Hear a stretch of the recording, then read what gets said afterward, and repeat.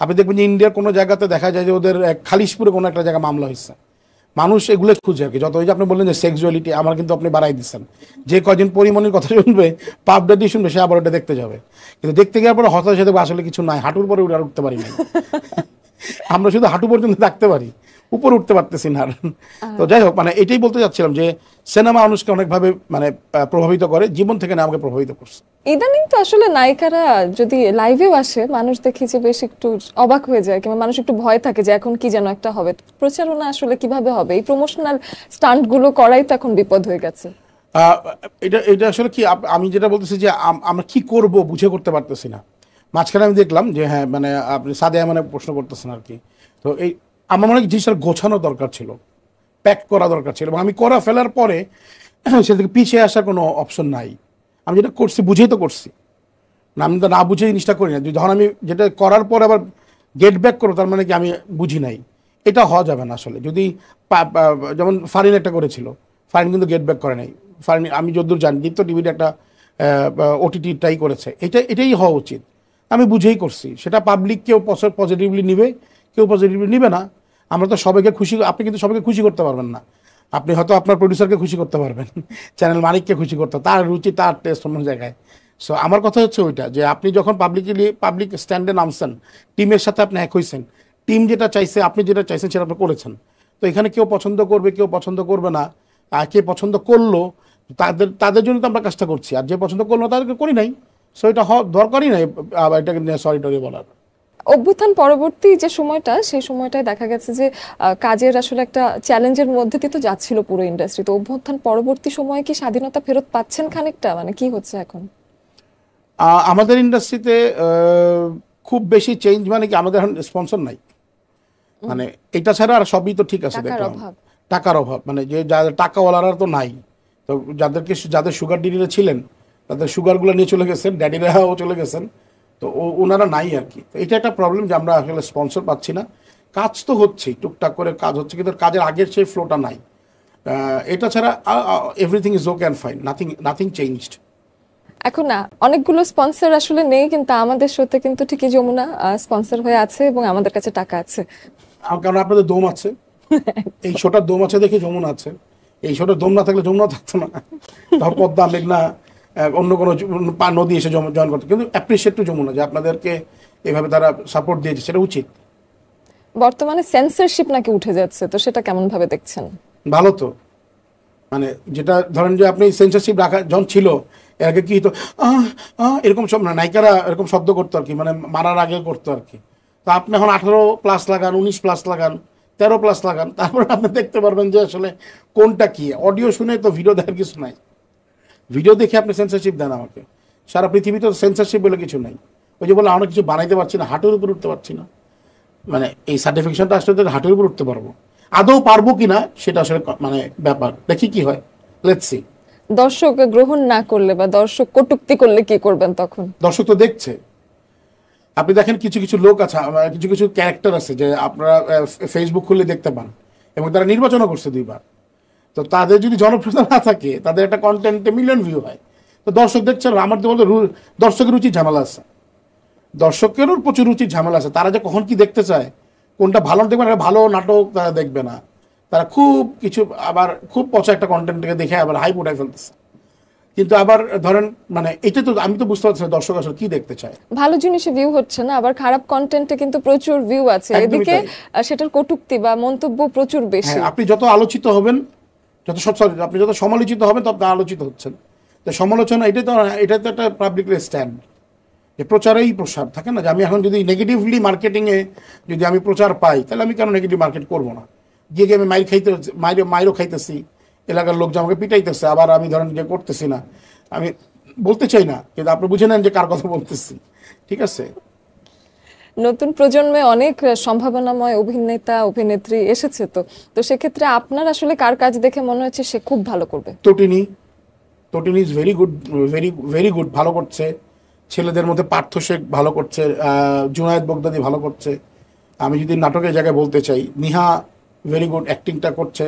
আমি কিছুদিন আগে দেখলাম যে মেহজাবিনের বোন উনি কাজ করতেছেন, তো নির্মাতা আমাদের রাজভাই ছিল, তার সাথে কথা হয়েছে, উনি বললো যে সম্ভাবনা আছে। এটা আসতেছে ভালো। এদিকে মিডিয়ায় একটা কথা প্রচলিত আছে যে ক্যামেরার সামনে আসতে পারফেক্ট লুক হতে হয়, তো সেই ক্ষেত্রে এখন কি আপনার মনে হয় যে মানে এই ধারণাটা আসলে একটু পরিবর্তন আসছে, মানুষ ওপেন আপ হচ্ছে? হ্যাঁ, তাহলে আপনি যদি আমাদের মোশাররফ ভাইকে দেখেন, হিজ নট সুদর্শন। মোশাররফ ভাই অ্যাক্টর, মানুষ তার অ্যাক্টিং এর প্রশংসা, মানুষ তাকে অ্যাক্টিংটা দেখে কাজ করছে। আমাদের হাসান মাসুদ কি ছিলেন? আপনার সামনে বসে আছে, আমি কি? আই এম নট সুদর্শন। আমাদের কোনো না কোনোভাবে আমাদের দর্শক পছন্দ করছেন অ্যাক্টিং। সো আলটিমেটলি আপনি কি লুকসে সেটা ডিপেন্ড করে না। আপনি অ্যাক্টিং মিঠু আপা দেখেন, মনিরা মিঠু, উনি এতদিন ধরে কাজ করে আসতেছে, মায়ের ক্যারেক্টার করে, বোনের ক্যারেক্টার করে, যে কোনো ক্যারেক্টার উনি করছে, মানুষ তো দেখছে। সো আমার মনে হয় যে মানে আমাদের রুনা আপা কিন্তু চেঞ্জ হয়েছে।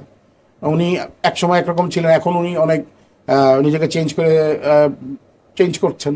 তো মানুষকে দেখছে, তো তার মানে আপনার কাজটাই মানুষ দেখে। আপনার কোথায় 36, 29, 36 এটার জন্য আসলে পয়সা নাই লোকজন। আপনি ব্যক্তিগতভাবে কখনো বডি শেমিং এর শিকার হয়েছেন? মিডিয়াতে না মিডিয়ার বাইরে?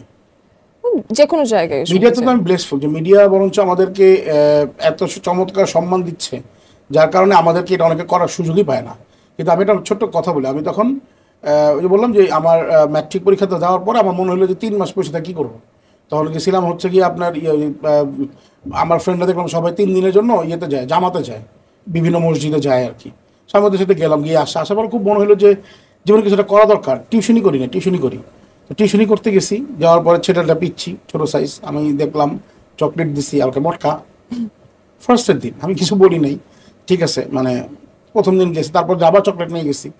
তারপর আমাকে বলে যে ছেড়ে দাও, ওই পেন্সিলটা ছেড়ে দাও, শার্পনার দিছো। আমি যতবারই পরে দিচ্ছি আমার পেটে খরচে দিচ্ছে, মটকা মটকা, ঠিক আছে। মেজাজ কন্ট্রোল করতে পারি নাই। তারপরে সিন হচ্ছে যে পিচ্ছি হাউমা করে কাঁদতেছিল, মা আসছে, কারণ আমি ওনার পিচ্ছির একটা চর মারছিলাম। সেটাই আমার শেষ জীবনে, সেটাই আমার লাস্ট। এরপরে আর মানে ওই দিকে হই নাই আর কি। সো মিডিয়ার বাইরেই আসলে প্রচুর বডি শেমিং আমরা হয়েছি। সো বরঞ্চ এখানে আসার পরেই, এখানে যখন কাজ করতেছি, এখানে মানুষটা কাজগুলাকেই প্রায়োরিটি দেয়। আপনি কালো না, আপনি চিকন না, আপনি সেক্সি না, আপনি পাতলা না, আপনি মোটা, কিচ্ছু ম্যাটার করে না। আপনার ক্যারেক্টারটা ম্যাটার করে। এবং যখন এগুলো হিট করে, যখন আমরা যেমন প্রিয়তম আমাকে অনেক বড় হিট জায়গায় নিয়ে গেছে, প্রিয়তমাতে শুটিং করার কারণে যেটা হয়েছে, আমাকে গণমানুষ রিক্সাওয়ালা আমাকে দাঁড়া করে রেখে ছবি তুলে ওনার বউ বাচ্চাকে দেখাইছে। সো এটা আমার জন্য অনেক ব্লেসিং যে এই কাজটা করতে পেরেছি। So I am thankful to media যে আমি বডি শেমিংটা আমি এখানে এসে হয় নাই, আমার ক্ষেত্রে হয়নি, মেয়েদের ক্ষেত্রে হয় কিনা। পরবর্তী কি কি কাজ আসছে? আমরা সামনে ভ্যালেন্টাইন, সামনে ঈদগুলো গোছায় ফেলতেছি আমরা এখন থেকেই। ভ্যালেন্টাইনের জন্য কাজ রেডি হচ্ছে। আর একটা ওটিটি প্ল্যান করতেছি অলরেডি, মানে ছোট্ট করে 90 মিনিটের একটা গল্প। সেটা শর্ট ফিল্মও হতে পারে, কিংবা এখন তো 85 মিনিট পরেও আপনি এটাকে সেন্সর করলে আপনি সিনেমা দিতে পারবেন। তো যদি এটা কলেবর বাড়ে তাহলে এটা শর্ট ফিল্মের মতোই হবে, কিন্তু এটা ওটিটির মতো ছোট্ট ওয়েব ফিল্ম বানাতে যাচ্ছি। বাহ, চমৎকার। তাহলে আমরা সামনে অনেকগুলো কাজ পাচ্ছি and we are looking forward to it. এবং এটার সাথেই আমাদের কথাবার্তা বন্ধ হয়ে র্যাপিড ফায়ারে গেলে কেমন হয়? Are you ready for it? Okay, fire আমার তো পছন্দ করি, চলেন যাই। ফায়ার পছন্দ করেন, because you are a fire. So চলেন আমরা এখন র্যাপিড ফায়ারে চলে যাই। এবং সিনেমা হলে ইন্টিমেট সিন দেখানো যায় না, ওটিটিতে যায়, এই দ্বৈত মতবাদ নিয়ে আপনার কি মতামত? দেখানো উচিত। ছেলেরা আর কত কষ্ট করবে? এখন তো টিকিট কেটে যখন গার্লফ্রেন্ড নিয়ে যায় বলে কোনার সিটটা দিয়েন। বাংলাদেশে ভাইরাল হতে কি লাগে? বাংলাদেশে ভাইরাল হইতে গেলে আমাদের মনে যায় মাঝখানে হয়েছিল না হাউন কাকা, টুনটুনি।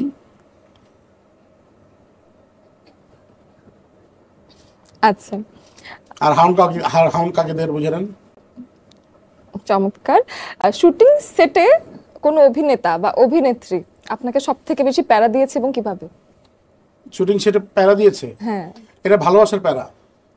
মানে সেটা হচ্ছে ধরেন সরকার, আমি যাকে এই মুহূর্তে তাকে দরকার, স্বামী হাসান সরকার এই মুহূর্তে তাকে দরকার। তো সে অল্পতে উত্তেজিত এবং অল্পতে হেল্পফুল, এটা করে ফেলবো, এটা করবো না, আবার ওটা করতেছে। এটা একটা ভালোবাসার প্যারা আর কি, ঠিক আছে। যে কোনো কখন কি করবে, আপনাকে ব্লক করছে মনে হয় না, এরকমই মাঝে মাঝে এরকম আমারও ব্লক করে দেয়। আমি আজকে বারবারই বাকরুদ্ধ হয়ে যাচ্ছে, আসলে অনেক কথাই বলতে গিয়ে অনেক কথারই রিপ্লাই আসছে না। একটা হোস্ট যে বাকরুদ্ধ হতে পারে এটা আপনি না আসলে বোঝা যেত না। স্বাধীনতার দিনে আপনি বাকরুদ্ধ হয়ে যাচ্ছেন কেন? আই থিঙ্ক ইটস ইউর যে ফায়ার পার্সোনালিটি। Okay. বাংলাদেশের কোনো পরিচালক যাকে আপনি ওভাররেটেড মনে করেন? ফিল্মের, নাটকের ওভাররেটেড? নাটকের ওভাররেটেড এখন এই সময়ে? হ্যাঁ, এই সময় আসলে তেমন জনপ্রিয় কেউ নাই যে যাকে বলবো। ধরেন এক সময় ছিল যে যারা ছিলেন তাদের এখন সবাই জেনারেল। এখন আসলে ভিউজ দেখে আপনি দেখতে পাচ্ছেন যে কে কোনটা করতেছে, কে কোনটা করতে চায়। এটা আমার কাছে এটাই মনে হয়েছে আসলে, মানে ওই রকম ভাবে বলার মতো কেউ নাই। ধরেন 5টা নাম যদি আপনাকে বলি, আপনি কিন্তু আগের মতো বলতে পারবেন না। যেমন ধরেন আগে ছিল রনি ভাই, ফামি ভাই, রাজ ভাই, এদের কথা কিন্তু বলতে তখন বলতে পারতাম। কিন্তু এখন তো আসলে এইরকম 5জন কেউ নাই। আপনি যার দেখবেন যে কালকে নতুন একটা ছেলে আছে, যেমন ধরেন যে কি বল, মঈন খান, ওর নাটকও 20 মিলিয়ন ভিউ হচ্ছে। নতুন একটা ছেলে কালকে বানাইতেছে, ওর নাম ধরেন সাদ্দাম মাল, এটাও 20 মিলিয়ন ভিউ হচ্ছে। তাই আমি কিভাবে বলবো যে ওভাররেট? আমি বলবো যে এটা দর্শকরাই নির্ধারণ করে যে কে ওভাররেটেড, কে ওভাররেটেড না। কাজ দেখলেই বোঝা যায়। এরকম কেউ এখন নাই আসলে আর। নতুন প্রজন্মের কোনো অভিনেতা বা অভিনেত্রী যিনি স্ট্যাবলিশড, কিন্তু আপনার দেখে মনে হচ্ছে না উনি আসলে সত্যিকার অর্থে আর্টিস্ট না, উনি শুধু social media star? Social media star option আছে কোন? কারণ এখন যারা কাজ করছে ধরেন 4-5টা নাম ধরেন। মেয়েদের ক্ষেত্রে কেয়া পায়েল, আমাদের হচ্ছে আপনার কি বলে এই, এরা কিন্তু ফেসবুকিং এ খুব একটা ইনভলভ না। হ্যাঁ, তাই আমি তাহলে ওদের বিরুদ্ধে যে বলবো ব্যাপারটা আসলে কিন্তু ঠিক না। বা এই নিহা বলেন, তারপর টোটিনি বলেন, ওরা কিন্তু কাজই করছে এবং ওদের মিলিয়ন মিলিয়ন ভিউ হচ্ছে। ওই যে আপনি যদি বলতে আমি কন্টেন্ট ক্রিয়েটরদের একটা নাম বলতে পারি, একটু মাঝখানে কি জানি বাড়ি শখ না কি জানি আছে, হেরা কি জানি করে আর কি, থোতা মোতা চিকন মিকন কইরা কি জানি করতেছে আর কি। তো এটা কিছু করার নাই, মানে থোতা মোতা তো এগুলা গড গিফট, আল্লাহ তাআলা বানাই দিচ্ছে। আপনি আমি চেঞ্জ করে লাভ আছে? বক্স ফেরত হইতে হবে আগের মতোই। তাহলে ঘুরে ফিরে আপনি আসলে বোটক্স বা সার্জারি এগুলো সাপোর্ট করেন না? ওনাদের দরকার নাই তো, ওনারা তো এমনি ভাই জামা কাপড় তো উনি বোটক্স ছাড়ে আগে বেচছে। এখন আবার এটা বোটক্স করে কি জামা কাপড় বেশি আসতেছে? এখন এটা ওনার বিজনেস পার্ট হইতে পারে আর কি, যে উনি ওনার বোটক্স করার পর হয়তো 2টা শাড়ি বেশি আসছে।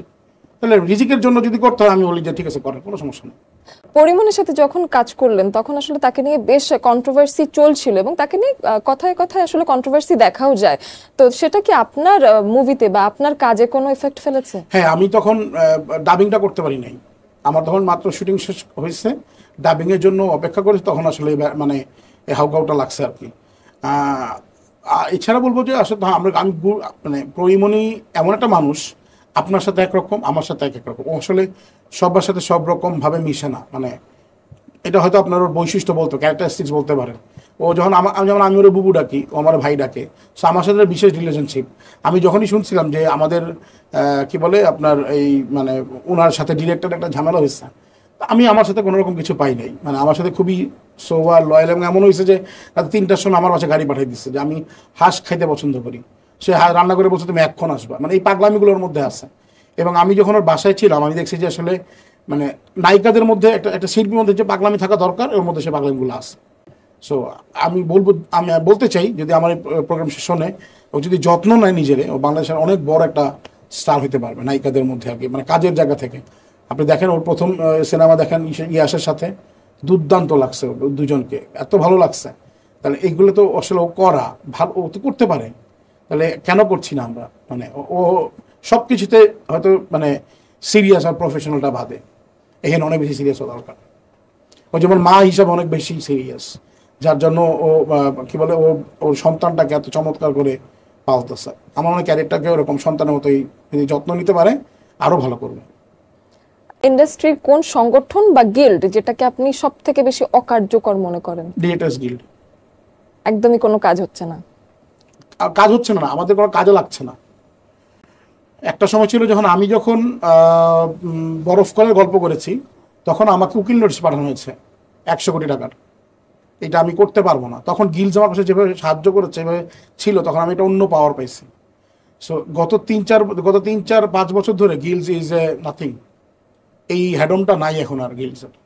সো এই হ্যাডমটা দরকার একটা নির্মাতার জন্য। এরকম যত বিষয় আমরা বললাম, যে যত দুর্দান্ত ছবির কথাটা বললাম, সেগুলো বানানোর জন্য ডিরেক্টরস গিল্ড লাগবে নির্মাতার পাশে। কারণ একমাত্র ডিরেক্টরস গিল্ডই বুঝতে পারবে যে আসলে ওই ডিরেক্টর কী ভাবে সিনেমাটা বানাইছে।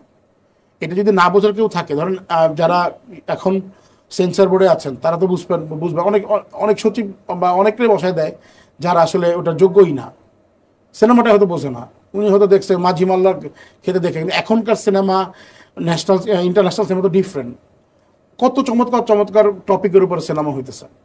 হ্যাঁ, যেমন মাঝখানে আমি একটা নাটক বানাইছিলাম, আমার হচ্ছে কেমনে কি, গল্পটা এরকম যে ছেলেটা প্রেগনেন্ট হয়ে যায়, আর প্রেগনেন্ট হলে বউটা প্রেগনেন্ট, বারবার ফোন করে প্যারা দেয়, জামাই এসে চিল্লাচিল্লি করে। সো যেটা হইলো যে আমি দেখি যে ছেলেটা প্রেগনেন্ট, ছেলেটা প্রেগনেন্ট কেন প্রেগনেন্ট হয়েছে, সেটা যে বোঝে যে মাতৃত্বের যে কষ্টটা, এই যে মেয়েদের মুড সুইং হয়, ধরেন আমি শুনেছি যে লিভার পেইন হইলে আপনার 750টা হাড্ডি ব্রেক ভাঙা গেলে যে কষ্টটা হয় ওটা মেটার হয়। একটা জামাই যদি না বোঝে এটা, তাহলে আসলে সে ওয়াইফের পাশে কেন দাঁড়াবে। এই কনসেপ্ট নিয়ে আমি এবার নাটক বানাইছি, গোল্লা ছুটে, টুটুল ভাইয়ের এখানে অনিয়ার হয়েছে।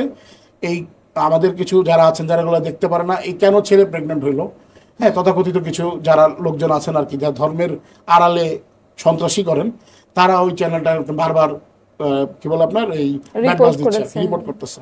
উনি কন্টেন্ট আমাদের বাধ্য হয়েছে। ঠিক 1 মাস পরেই জেনেলিয়া রিতেশ সেম কন্টেন্টে দেখেন আপনার মুভি আছে। আমরা যেটা ভাবতেছি সেটা তো আসলে ইন্টারন্যাশনালি ভাবতেছি, কিন্তু আপনি তো দেখতে চাচ্ছেন না। আপনি লুকায় লুকায় মনে করেন লাল নীল ছবি দেখবেন, ঠিক আছে, আর আমরা কিছু করতে গেলে মনে করেন যে তুমি তো চাঁদের তারা। যাই হোক, রুচির অবক্ষয় এই শব্দটা বা এই টার্মটা আসলে খুব শোনা যায়, তো এই দায় আসলে কার, নির্মাতা যারা বানাচ্ছেন নাকি যারা দেখছেন? সবারই। আমার রুচি খারাপ হয়েছে দেখে তো আমি খারাপ জিনিস বানাইছি, আর তাদের রুচি খারাপ দেখে তারা খারাপ জিনিস দেখতেছে, ঠিক আছে। দায় আসলে বহুত এন্ডেরই আছে। আপনার কি মনে হয় যেটা কমানো দরকার নাকি এভাবেই চলুক? এর মধ্যে খারাপ না হলে, রুচি খারাপ না হলে ভালো কোনটা, ভালো রুচি কোনটা বুঝতে পারবেন না তো। সো খারাপটা দরকার ভালোটাকে বোঝার জন্য। সিনেমার বাজেট ধরেন কম, তো এখন হলো বাজেট থেকে কিছু একটা সরাতে হবে, তো টপ স্টারকে সরাবেন নাকি টপ টেকনিশিয়ান? গল্পের উপর ডিপেন্ড করবো আসলে। আমার ধরেন আপনি মালায়াম ইন্ডাস্ট্রি দেখেন, মালায়াম ইন্ডাস্ট্রি আজকে কিন্তু 300-500 কোটিতে গিয়ে পৌঁছেছে। প্রথমত সিনেমা কিন্তু ছিল 40 লাখ 50 লাখ টাকার সিনেমা। একটা না একটা কারণে চিনবেন না, মানে একদম বাঁকা তেরা, উপরে দেখতে ভালো না, জীবনে নামও শোনেন নাই। এখন কিন্তু তাদেরকে আমরা প্রায়োরিটি দিচ্ছি, কারণ তাদের গল্পগুলো হিট হয়েছে। সো টেকনিক্যাল জায়গাগুলো অবশ্যই সাউন্ড থাকা উচিত। আপনি যদি একটা ধরুন আপনি খুব ভালো অ্যাক্টিং করলেন, আমরা এই ছোট দুর্দান্ত অ্যাক্টিং মানে পারফর্ম করলাম আমি আর আপনি, অডিওটা ভালো গেল না, তাহলে তো আসলে দর্শক দেখতে পারলো না। ভিজুয়ালটা ভালো গেল না, তাহলে তো দর্শক বুঝতে পারলো না। তার মানে কি টেকনিক্যাল জায়গা থেকে আপনাকে সরানোর দরকার নেই। টেকনিক্যালি আপনি যত সাউন্ড হবেন আপনি দর্শকের কাছে তাড়াতাড়ি পৌঁছতে পারবেন।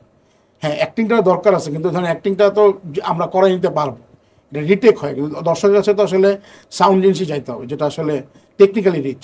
সো আমি কখনো সময় টেকনিক্যাল জায়গা থেকে আপোষ করতে রাজি না। আমি হয়তো গল্পের প্রেক্ষিতে আমি একটা সুপারস্টার দিয়ে আপনি সুপারস্টার বানাইতে পারবেন, ঠিক আছে, আমার সুপারস্টার হয়তো গল্প হবে, ওই গল্প দিয়ে হয়তো একজন নতুন সাকিব খান তৈরি হতে পারে। এদিকে বাংলাদেশে ভালো সিনেমা হচ্ছে না, অনেকেই বলেন যে প্রচুর ভালো কাজ হচ্ছে না, একটা দুটো হয়ে আবার থেমে যাচ্ছে, তো এটার জন্য কাকে দায়ী করবেন, প্রযোজক, পরিচালক নাকি দর্শক? অবশ্যই আমরা আসলে যে বললাম যে আমাদের স্টার নাই, তো কাকে দিয়ে বানাবেন আপনি? স্টার নাই, ভালো ডিরেক্টর নাই, 2-4 জন আছে তারা হয়তো কাজ করছে, তারপরে আবার একই রকম ঘটতেছে। এইটা আমাদের আসলে শিল্প হয়ে উঠতে পারে না এখন পর্যন্ত। এফডিসিতে যে একটা শিল্প ছিল, ধরেন রাজ্জাক স্যার ছিলেন, তারপর আলমগীর স্যার ছিলেন, জসিম স্যার ছিলেন, তারপর ওইখানে ওই সময়টা আপনি দেখেন, মানে 80s to 90s এখানে কিন্তু 10-15 জন নায়ক ছিলেন। মান্না ভাইদের সময় আমিন খান সবাই মিলে, তারপর হচ্ছে আমাদের কি বলে ওমর সানি ভাই, সব কিন্তু নায়ক ছিল এখানে। এখন মাত্র একজন নায়ক, তাহলে আপনি কাকে দিয়ে কি করবেন? আমি তো আসলে উনি ছাড়া কারো দেখি না। আচ্ছা, এখান থেকে আমার হঠাৎ করে মনে পড়লো, সেটা হলো যে আপনি ভীষণ নাকি ভালো মিমিক্রি করেন, তো এদিকে আমি চাই যে আপনি একজনের মিমিক্রি করেন এবং দর্শক গেস করবে সেটাকে। আমি একটা প্রোগ্রামে ওনার সাথে আমার মানে দেখা হয়েছিল, এটা আমি যেহেতু আমরা ডিভিশন মেম্বার ছিলাম, তো উনি আমাদের কোনো কারণে একটা মেম্বারের কাছে আসছিলেন আর কি। তো আমাদের এক বড় ভাই ছিলেন, খুব কাছের ছিলেন আর কি। তো ওনাকে বলতেছেন এরকম, নিয়ামুল সিদ্দিক কোথায়, সিদ্দিক আসে নাই, সিদ্দিককে ডাইকা নিয়ে আসো, নিয়ামুল সিদ্দিক আসে নাই। আমি জানেন কে? বুঝে নিতে হবে, ডেফিনেটলি আপনারা কমেন্ট করবেন যে চিনতে পারলেন কি। সব পরিচিত, সবার পরিচিত। কিছু মানুষ একটা কথা বলেন, আমি অ্যাক্টর না, কন্টেন্ট ক্রিয়েটর, এই বিষয়টা কিভাবে কাজ না দেখেন? থাকলে ভাই এরকম হয় হয়তো আমি মজার ব্যাপার বলি, ধরেন আপনি খুব সুপারস্টার ছিলেন একসময়, এখন আপনার কাম নাই, কি আপনার ফোন করে না, তো যখন বলে ভাইয়া আপনার কি 19-20 তারিখ, ভাইয়া খুব ব্যস্ত ভাইয়া, এত ব্যস্ত, উফ, আচ্ছা দাঁড়াও আমি দেখে বলতেছি, 5 মিনিট পর ফোন দাও, হু দেয় পৃষ্ঠা পৃষ্ঠা সব কিন্তু সাদা কিছু না, তারপর বলে হ্যাঁ, ভাইয়া 19 তারিখটা দিতে পারবো, 20 তারিখটা আধাবেলা, হ্যাঁ আচ্ছা ঠিক আছে ম্যানেজ করে দিচ্ছি, তেমন হালার কোনো কাম নাই, ওটাই ভাব দিতেছে। তো যারা এরকম বলে যে আমি শিল্পী না, আমি কন্টেন্ট ক্রিয়েটার, তুই তো আগে শিল্পী ছিলি, তুই এখন কন্টেন্ট ক্রিয়েটার নাম দিতেছিস, তার মধ্যে শিল্প ওই জায়গায় তোর ভাত নাই, তুই সেটা কন্টেন্ট ক্রিয়েটার আসছস, এটা কথা ভাই, ঠিক আছে, এগুলো 2 নাম্বারিং বলে লাভ নাই। আপনি কি ছোটবেলা থেকে স্ট্রেট ফরওয়ার্ড ছিলেন নাকি বড় হয়ে পরিবারের চাপে সমাজের চাপে স্ট্রেট ফরওয়ার্ড হয়েছেন? না, চাপ তো আছেই, এখনো চাপের মধ্যেই আছি, তো চাপে চাপান্বিত হই আসলে, এটা বলা আর কি, মানে না আপনার ঠোঁট কাটা, কিন্তু আসলে মানে এভাবেই চলছে জীবন, এভাবেই। ভালো মনের, মনটা ভালো। যাক, ভালো লাগলো, আপনি শেষে নাম্বারটা দিয়ে ফেসবুকে অ্যাড হয়ে যাবো না। ঠিক আছে, নাম্বার দিয়ে ফেসবুকে অ্যাড হবেন, এটাও ভালো সিস্টেম। কিন্তু আমার ভাই অথবা আমার বোনকে একটা কাজ দিন, এরকম রিকোয়েস্ট আসে? হ্যাঁ হ্যাঁ, প্রচুর প্রচুর। তখন যেটা করি, আমার আরেকটা নাম্বার আছে যেটা আমি জীবনেও ধরি না, এটা বলি যে এই নাম্বারটা, যেমন আমার তখন বলি যে এই নাম্বারে ফোন করবেন, ফোন করলে তারপরে হচ্ছে যে আমার অ্যাসিস্ট্যান্ট ফোন ধরবে, তো ফোন ধরার পরে বলে এটা নবী ভাইয়ের পেজ থেকে ফোন, আমি কথা বলি তখন ওরা বুঝতে পারে না আর কি, যে আমি নবী ভাইয়ের পেজের মডারেটর, আপনি আপনার ছবি বা ভিডিও পাঠান, যদি দেখি কাজ হয় তাহলে আসলে নেই আর কি, মেয়েদের ক্ষেত্রে বেশি প্রাধান্য দিই। মেয়েরা নাকি প্রচুর ফোন করছে আর ইদানিং নাকি আপনাকে ফোনে পাওয়া যাচ্ছে না। না, অনেকে স্বাভাবিক, 20 দিন চলতেছে, তো ওদেরকে বলেন 2 মাস পরে যোগাযোগ করতে। 2 মাস পরে, ঠিক আছে। তাহলে ডিয়ার গার্লস, আপনারা যারা আসলে শহীদুল নবীকে রিসেন্টলি ম্যারিড অবস্থায় দেখে বা তার নতুন ম্যারিটাল স্ট্যাটাস দেখে মন ভেঙে বসে আছেন, 2 মাস পরে আপনারা একটা কল দিতেই পারেন। না, কারো মন ভাঙি নাই, ওদেরকে সান্ত্বনা দিয়ে রাখছি যে তোমাদের একটা সান্ত্বনা পুরস্কার আছে, তোমরা রাখো আপাতত, আমি একটু ধরো ঢাকার বাইরে আর কি।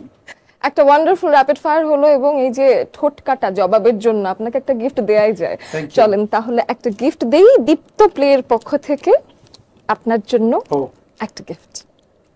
থ্যাংক ইউ, আপনাকে অসংখ্য ধন্যবাদ, এবং দীপ্ত প্লেকে বেশি বেশি ধন্যবাদ। থ্যাংক ইউ, গিফটটা পছন্দ হয়েছে।